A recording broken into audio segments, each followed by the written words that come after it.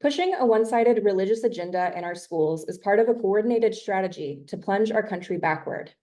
The authors of Project 2025, the radical political blueprint for a second Trump administration, have even stated that they dismantle the Department of Education and eliminate rights for LGBTQIA+ communities and much more if given the power.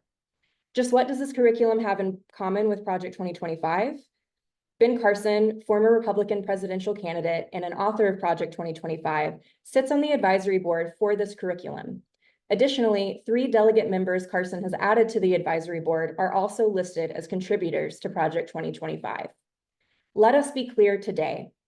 Our kids in Texas public schools deserve better. They deserve the freedom to learn without political and religious agendas controlling their curriculums, regardless of their zip code, the color of their skin, immigration status, or if they or their family are part of the LGBTQIA+ community. Given everything we know about this curriculum's advisors, we felt it was vital to conduct a neutral, independent examination of these educational materials. Today, we are proud to present the Texas Freedom Network Education Fund's report by Dr. David Brockman, entitled Turning Texas Public Schools into Sunday Schools, a review of the state's proposed K-5 reading curriculum.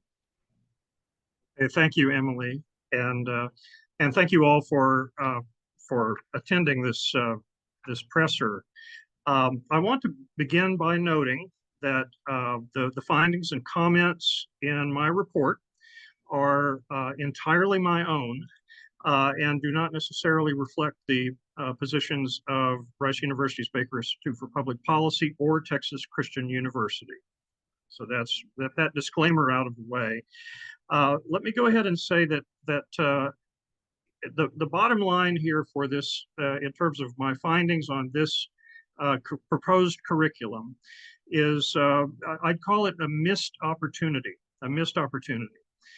In developing open educational resources, the state of Texas has a unique opportunity to ensure that Texas public school students receive balanced and accurate information about the world's religions that students need to flourish in an increasingly diverse society.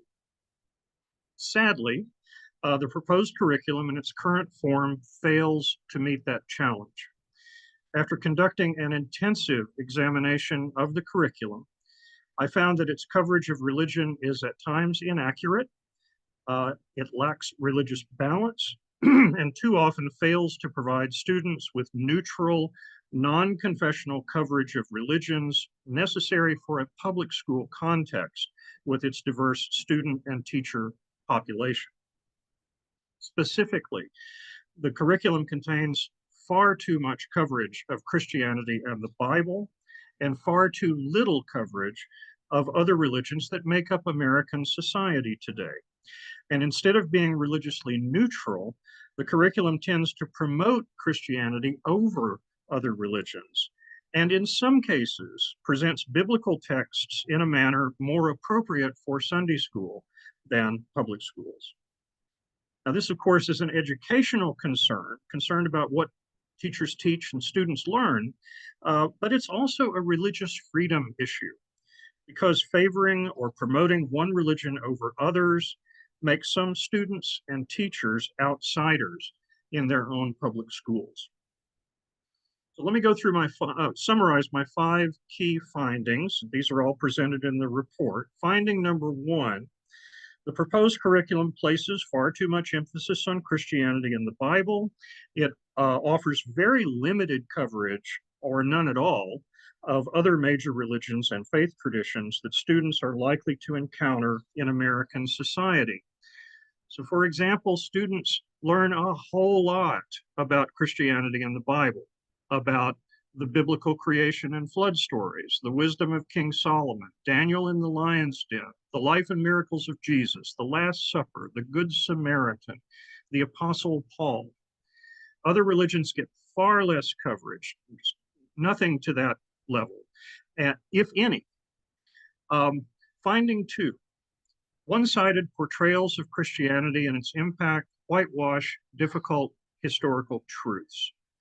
For example, the 5th grade curriculum discussing the lead up to the Civil War positions Christianity entirely on the side of the anti-slavery movement and racial justice. In fact, Southerners who defended slavery and racism often did so on biblical grounds, I am grieved to say. Finding 3. Lessons subtly portray Christian faith claims as straightforwardly true, opening the curriculum to the charge that it is meant to proselytize students. Now, given our time limits, it's a fairly complicated issue here, but given our time limits, just suffice it to say here that the 3rd grade curriculum in particular presents stories about Jesus' miracles and resurrection as if they are straightforwardly historical. And in fact, even Christians disagree over whether the biblical stories about Jesus' miracles are to be taken as literal fact. Finding 4.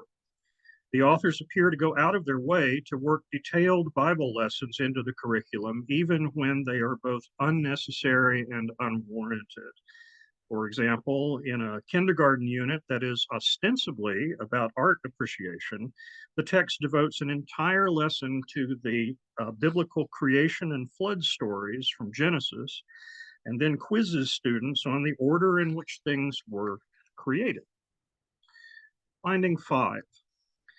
Though religious freedom is vital to American democracy, the curriculum distorts its role in the nation's founding while underplaying the importance of other fundamental liberties cherished by Americans, such as freedom of speech, freedom of the press, civil rights, so on. So in conclusion, I would say that this curriculum is a missed opportunity to ensure that Texas public school students receive balanced, accurate, and neutral information about the world's religions.